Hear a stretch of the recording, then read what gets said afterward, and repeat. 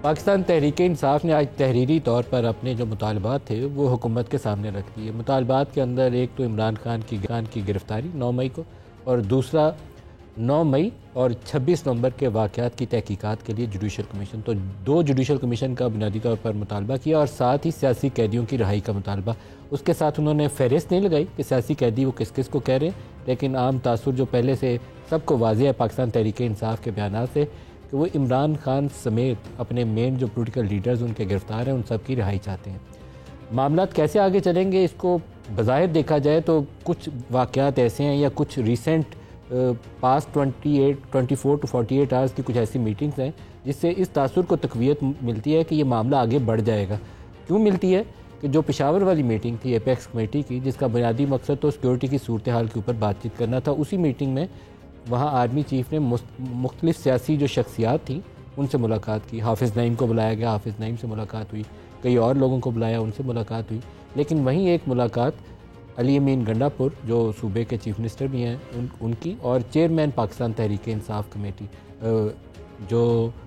Barrister گوہر ہیں ان کی army chief سے ملاقات بہت معنی خیز ہے۔ گو اس کے اوپر جو کہا گیا کہ وہ تو سیکورٹی کی صورتحال کے اوپر بات ہوئی اور بیرسٹر گوہر نے سیاسی معاملات کو چھیڑے تو ان کو سمجھایا گیا کہ نہیں، اس کے لیے ایک فورم ہے، آپ اس فورم پہ جا کے سیاسی معاملات ڈسکس کریں، لیکن یہ اتنا سگنیفیکنٹ ہے کہ پورے اس پروسیس کو تقویت دیتا ہے کہ یہ آگے بڑھے گا، اور شاید نتیجہ خیز بنانے کی اس کو پوری کوشش بھی کی جائے کہ اس کا نتیجہ نکل آئے۔ بہت سی وجوہات ہوں گی، بہت سے فیکٹرز ہوں گے، شاید اکانومی ایک فیکٹر ہو۔ فرسٹ کوارٹر کے آپ نمبر دیکھیں تو لارج اسکیل مینوفیکچرنگ جو پاکستان میں بڑی صنعتوں میں ترقی کی رفتار ہے وہ منفی میں ہے، نیگیٹو ہے، اور پچھلے 3-4 سال میں پہلی منفی میں تھی، اوپر سے اور منفی ہے۔ تو اس کا مطلب یہ ہے کہ جتنے ہم دعوے کر رہے ہیں کہ ہم بڑی گروتھ ہو گئی ہے، ترقی کر لی ہے، ہم نے بڑی گروتھ بڑی ترقی کوئی نہیں کی ہے، یہ صرف وہ طفل تسلیاں جس کو کہتے ہیں نا وہ دے رہے ہیں اپنے آپ کو بھی اور پوری قوم کو بھی۔ اور دوسرا انٹرنیشنلی دیکھیں، مڈل ایسٹ کی صورتحال اور واشنگٹن میں جو نئی انتظامیہ 20 جنوری کو چارج سنبھالے گی، تو یہ سیورل فیکٹرز ہیں جس کو اسٹیبلشمنٹ کو بھی فیکٹر ان کرنا ہے، حکومت وقت کو بھی فیکٹر ان کرنا ہے، اور شاید تحریک انصاف کو بھی فیکٹر ان کرنا ہے۔ وہ بڑے بڑے نعرے اور للکار کہ یہاں بادشاہ سلامت ہے وہ سارے فیصلے کرتے ہیں۔ عمران خان کے بھی یہ بیانات پچھلے 1 ہفتے سے نہیں آئے، وہ جو بیانات دے رہے ہیں وہ دے رہے ہیں تو لیکن اور طریقے سے دے رہے ہیں۔ وہ جو للکارا کرتے تھے وہ کر کے کہ میں چھوڑوں گا نہیں، اب وہ بیانات میں وہ تندی مجھے پچھلے 8-9 دنوں سے نظر نہیں آ رہی ہے۔ عمران بھی چاہتے ہیں بات آگے بڑھ جائے، اور پنڈی بھی چاہتا ہے کہ بات آگے بڑھ جائے۔ سب سے کمزور فریق اس معاملے میں فیڈرل گورنمنٹ ہے، جس کو دیکھنا پڑتا ہے ہر بار اٹھ کے پنڈی کی طرف کہ کیا آگے بڑھیں یا نہ بڑھیں۔ اور ابھی بھی آج ان کی پریس کانفرنس کی لب و لہجہ سنیں تو ان کے اندر شاید خوف اور غصہ ہے کہ بٹھایا ہمیں ہوا ہے اور بات ادھر کر رہے ہیں۔ تو لیٹ سی کہ اس میں سے نکلتا کیا ہے، لیکن وہ نہ کرتے وہ اقرار والی کیفیت آج بیرسٹر گوہر اور تحریک انصاف کے بیانات سے آپ کو نظر آئے گی۔ بیرسٹر گوہر کا بیان بڑا انٹرسٹنگ بیان ہے۔ انہوں نے کہا جتنی بھی ملاقاتیں ہوتی ہیں علی امین گنڈا پور ساتھ ہوتے ہیں، تو اس کا مطلب ہے کہ وہ 24 سے 27 نومبر والا جو پروسیس تھا اس کے دوران بھی جو بیک چینل تھا جس میں محسن نقوی تھے اور ادھر سے علی امین گنڈا پور اور بیرسٹر گوہر تھے، اس دوران بھی یقیناً کوئی انٹریکشن ہوا تھا جو ہمیں معلوم نہیں تھا۔ آج ان کی اس فکرے سے ہمیں پتہ چلا کہ اس سے پہلے بھی ایسی ملاقاتیں ہو چکی ہیں۔ اور سب سے بڑی اور خبر یہ ہے کہ عمران خان نے جو خبر رپورٹ چینل اس طریقے سے نہیں کر رہے، جب جرنلسٹ سے انٹریکشن کیا جیل کے اندر، انہوں نے بھی آرمی چیف سے ملاقات کو خوش آئند ویلکم کیا اور توقع ظاہر کیا کہ یہ نتیجہ خیز ہوگا، عمل آگے بڑھے گا۔ حافظ نعیم الرحمان صاحب امیر جماعت اسلامی ہمارے ساتھ ہیں۔ حافظ صاحب السلام علیکم۔ وعلیکم السلام ورحمۃ اللہ وبرکاتہ۔ سر کیسے ہیں آپ؟ طبیعت اچھی ہے آپ کی؟ جی اللہ کا شکر، الحمدللہ۔ حافظ صاحب جو آرمی چیف کے ساتھ ملاقات تھی اس میں کن ایشوز پر بات ہوئی؟ بنیادی طور پر تو یہ امن و امان کے مسئلے پر بات تھی، اور چونکہ آپ کو معلوم ہے کہ خیبر پختونخوا اور پوری قبائلی بیلٹ اور پھر یہ بلوچستان تک کا جو معاملہ ہے، اس میں بدامنی بھی ہے اور دہشت گردی کی کارروائیاں بھی ہیں، اور دہشت گردوں کے خلاف بھی کارروائیوں کا سلسلہ جاری ہے۔ تو اس میں ساری صورتحال کا احاطہ کیا گیا تھا، اور آرمی چیف صاحب نے بھی سیکورٹی فورسز کی طرف سے جتنی چیزیں تھیں اس سے آگاہ کیا، اور پھر تبادلہ خیال ہوا۔ تو میں سمجھتا ہوں کہ یہ بات تو اچھی ہے کہ تبادلہ خیال ہونا چاہیے اور سب کو ایک پیج پہ ہونا چاہیے، لیکن وہاں بھی ہم نے یہ بات کی تھی، اور ہم یہی دہراتے ہیں بار بار کہ دہشت گردی کی کچھ روٹ کازز ہیں، ان کو ضرور ایڈریس ہونا چاہیے۔ اور جب نیشنل ایکشن پلان بنا تھا تو اس میں یہ طے ہوا تھا کہ ایک تو ڈائریکٹ کائنیٹک ایکشن ہوگا اور ایک نان کائنیٹک ایکشن ہوگا، جس میں انفراسٹرکچر ہے، جس میں ایجوکیشن ہے، جس میں ہیلتھ سیکٹر ہے، جس میں لوگوں کو روزگار فراہم کرنا ہے۔ لیکن انفارچونیٹلی 11 سال 12 سال گزرنے کے باوجود جو نان کائنیٹک ایکشن ہے اس پر عمل درآمد نہیں ہوا۔ دوسری بات جو بہت اہم ہے وہ یہ ہے کہ فوج اور عوام کے درمیان اعتماد سازی کا فقدان اس وقت نظر آتا ہے، اور یہ حکومت کی بھی ذمہ داری ہے، فوج کی بھی ذمہ داری ہے، اور پولیٹیکل فورسز کی ذمہ داری ہے کہ ایسے اقدامات سامنے آئیں حکومت کی طرف سے جس سے یہ بحران ختم ہو، اور وہ اسی صورت میں ہو سکتا ہے جب لوگوں کے مینڈیٹ کا احترام کیا جائے۔ تو یہ جتنی گفتگو ہو سکتی تھی جماعت اسلامی کے حوالے سے ہم نے اپنا موقف پیش کیا۔ پھر ہماری یہ حافظ صاحب جب آپ نے یہ تجویز دی، جب آپ نے حافظ صاحب یہ بات کہی کہ یہ جو ٹرسٹ ڈیفیسٹ ہے یہ نہیں ہونا چاہیے اور عوام کا جو مینڈیٹ ہے آپ نے کہا کہ اس کا احترام کرنا چاہیے، تو آپ کی تجویز کے اوپر رد عمل کیا تھا؟ نہیں، اب ظاہر ہے دیکھیں ملاقاتیں جب اس نوعیت کی ہوتی ہیں تو اس میں جو عمومی ایسی گفتگو ہے کہ جو بیان کی جا سکتی ہے اور بیان ہونی چاہیے وہ تو ہے، لیکن تبادلہ خیال ہوتا ہے، بحث و تمیز ہوتی ہے، اور اس کے نتیجے میں کسی کنکلوژن کی طرف پہنچا جاتا ہے۔ میرا خیال ہے کہ یہ ریئلائزیشن آج نہیں تو کل، کل نہیں تو پرسوں سبھی کو ہو جائے گی کہ اس طرح کے اقدامات کے فارم 47 والے برسر اقتدار آ جائیں اور فارم 45 والے منہ دیکھتے رہ جائیں، اس سے کبھی بھی پاکستان میں اسٹیبلٹی تو قائم نہیں ہوگی، اور بالآخر سب چیزوں کی کریکشن تو کرنی پڑے گی، اور جس کے پاس جتنی طاقت ہے اس کو اتنا ہی زیادہ ذمہ دار ہونا چاہیے اور اپنے اقدامات سے اس کو ثابت کرنا چاہیے۔ اور پھر پاکستان کے آئین میں پورا فریم ورک موجود بھی ہے نا، کہ جس میں ہر ادارے کے لیے یہ متعین ہے کہ اس کو کیا کام کرنا ہے۔ ٹھیک ہے ہمارے ملک میں نظام آئیڈیل نہیں ہے، اور ظاہر ہے جس کی نتیجے میں پھر آپ کو وہ سارے کام بھی کرنے پڑتے ہیں، یعنی کوئی یہ کہہ سکتا ہے کہ ملاقاتوں کا ڈیکورم کیا ہونا چاہیے، پلیسمنٹ اس کی کیا ہونی چاہیے، لیکن جب ایک ہنگامی قسم کی سچویشن ہوتی ہے، دہشت گردی کے حملے ہو رہے ہوتے ہیں، پڑوسی ملکوں سے تعلقات کے معاملات ہوتے ہیں، تو پھر اس کے بعد آپ کو بات کو آگے بڑھانا ہوتا ہے۔ حافظ صاحب ایک بڑی ڈیولپمنٹ یہ ہوئی، کا فائدہ ہی ہوتا ہے۔ حافظ صاحب ایک بڑی ڈیولپمنٹ یہ تھی کہ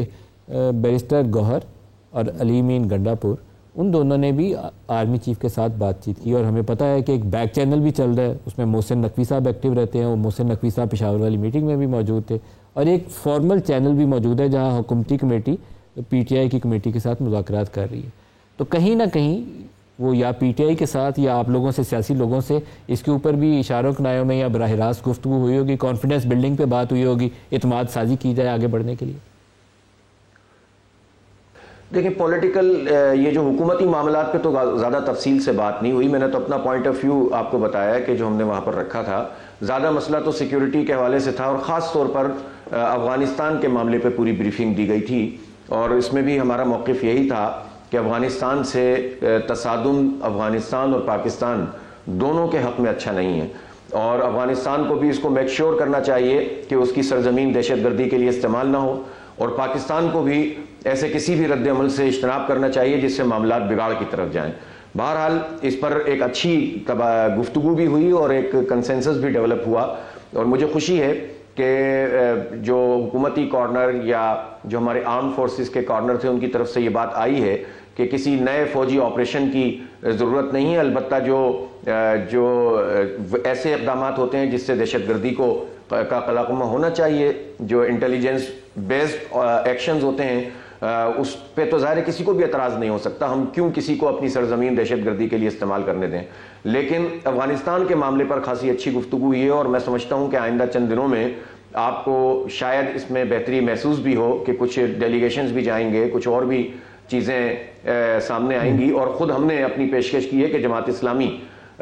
سمیت پولیٹیکل فورسز کو اس میں آگے آنا چاہیے، کسی جرگے کا انتظام کرنا چاہیے۔ ہم کسی بھی صورت میں افغانستان کے ساتھ کنفرنٹریشن افورڈ نہیں کر سکتے، ان معنوں میں افورڈ کی بات نہیں ہے، دیکھیں لڑنے کو تو سب لڑ سکتے ہیں، لیکن لڑنے کے نتیجے میں حاصل کیا ہوگا؟ بیٹھ کے تو مذاکرات ہی کرنے پڑیں گے۔ دیکھیں افغانستان کی حکومت کو بھی یہ سمجھنا چاہیے کہ وقتی طور پر کسی بھی ملک کے ساتھ اس کے کوئی بھی معاملات ہو جائیں، پاکستان کے بغیر افغانستان کے معاملات حل ہوتے نہیں ہیں۔ ان کا امن ہمارے امن سے مشروط ہے، اور ہمارا امن ان کے امن سے، ان کی معیشت ہماری معیشت سے، اور ہماری معیشت ان کی معیشت کے حافظ کی وجہ سے۔ حافظ صاحب جو سیاسی معاملات ہیں تھوڑی سی اس پہ بھی آپ سے رائے چاہوں گا، جو اس وقت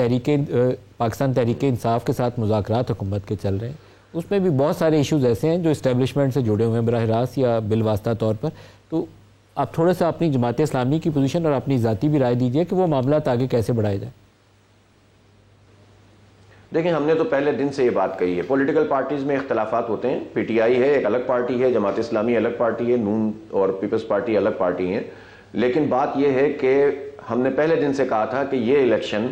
ریگڈ الیکشن تھا، اور اس کی جو ریگنگ تھی وہ پچھلے الیکشنوں کے ریکارڈ توڑنے والی تھی، اور فارم 47 پر تقریباً اسمبلی بیٹھی ہوئی ہے، 70% تقریباً لوگ ایسے ہیں اسمبلیوں میں جو فارم 47 کی پیداوار ہیں۔ جب تک یہ سلسلہ رہے گا تو پرابلم رہے گی، تو اس کا کیا کیا جائے، اب انڈو کیسے کریں؟ اس کا ایک طریقہ ہے جوڈیشل کمیشن بنائیں، سب سے فارم 45 منگوائیں، فارم 45 ایک اتھینٹک ڈاکومنٹ ہے، اور اس کی بنیاد پر مجھے بس اس میں ایک پرابلم یہ محسوس ہوتی ہے کہ مذاکرات میں اگر تو ایجنڈا یہی ہے، ظاہر ہے سیاسی قیدیوں کی رہائی بشمول عمران خان صاحب وہ پیش نظر ہونا چاہیے اس ایجنڈے میں، اور میری ذاتی رائے میں بھی اور جماعت کی رائے میں بھی یہ بات ہے کہ سیاسی بنیادوں پر مقدمے بنا کر عمران خان ہو یا کوئی بھی، ان کو جب آپ اندر کر دیتے ہیں تو اس سے تو معاملات آگے نہیں بڑھتے۔ اگر کرپشن کی وجہ سے عمران خان صاحب کو اندر کیا ہوا ہے تو پھر زرداری صاحب اور شہباز شریف صاحب اور نواز شریف صاحب ان سب کو کہاں ہونا چاہیے؟ مطلب ان کو وہاں ہونا چاہیے۔ آپ کو لگتا ہے کہ اس مذاکراتی عمل سے عمران خان کی رہائی ممکن ہو سکتی ہے؟ دیکھیں بہت سارے فیکٹرز ہیں جو میرے علم میں بھی اس طرح سے نہیں ہے کہ کہاں کہاں سے کون کون سا دباؤ موجود ہے، لیکن رائے میری یہ ہے کہ ان کو سیاسی بنیاد پر قید نہیں رکھنا چاہیے اور ان کو آزاد کرنا چاہیے، اور فارم 45 کی بنیاد پر اب بھی اس حکومت کو بننا چاہیے، اور ایک جوڈیشل کمیشن ایسا جس پر اتفاق ہو، اور وہ کمیشن پھر فارم 45 دیکھتا جائے، وہ اتھینٹک ڈاکومنٹ ہے، اس کی بنیاد پر لوگ آتے جائیں، پھر جس کی حکومت بنے۔ دیکھیں جو